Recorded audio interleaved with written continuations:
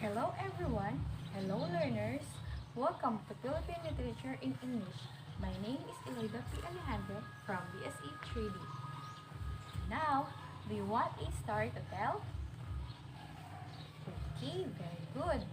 Now, I have a story and the title is The Legend of the Black Rice.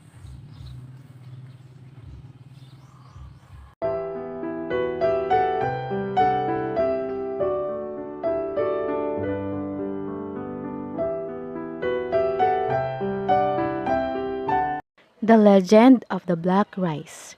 This legend is often narrated by the old folks living in the town of Naujon in the island of Mindoro.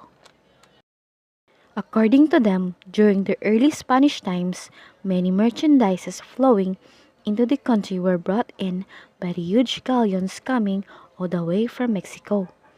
On the return voyage to Mexico, they would in turn ship out locally made goods such as copra, tobacco, and spices out of the country.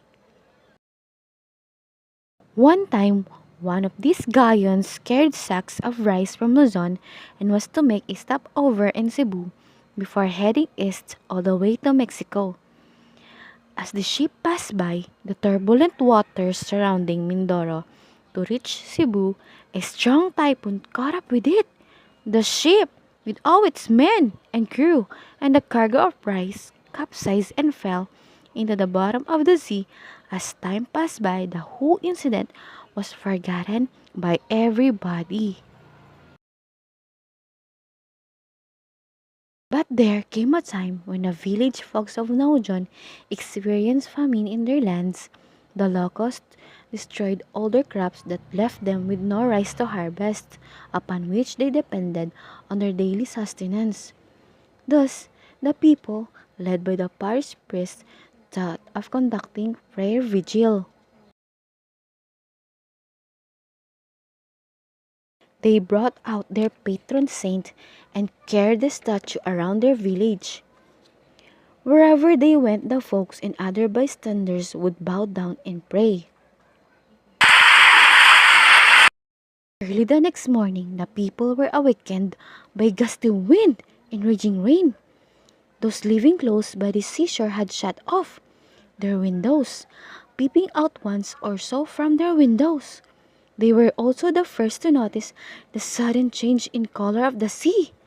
The waters turned black, and even the once white sandy beaches also became black in color. When the storm subsided, many of them proceeded to the shore to have a closer look. They were surprised to see piles upon piles of small hills of what appeared to be black sands. When they examined it, they found out they weren't exactly sands after all. They were much larger in size, elongated, and resembled rice grains. More than anything else they could think of but for the black coating.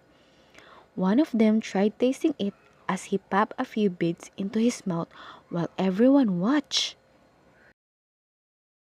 "It's rice!" he exclaimed as he was followed still by another one of the elders who confirmed his finding. Soon word got around, and when everyone learned it was rice grains, many of the women folks came running with their bamboo sieves and filled them up with the dark rice grains they gathered by handfuls.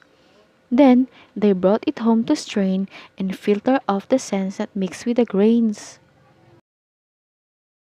Some who remained doubtful took a bite of the grains themselves before cooking them. "Black rice!"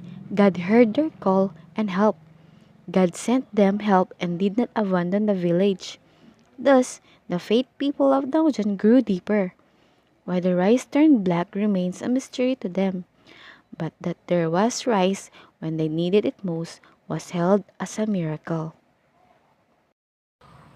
Up to now, if one were to go to Naujan Mindoro, one could still gather some of this black rice along the shore, which tastes sweeter and yummier than ordinary white rice.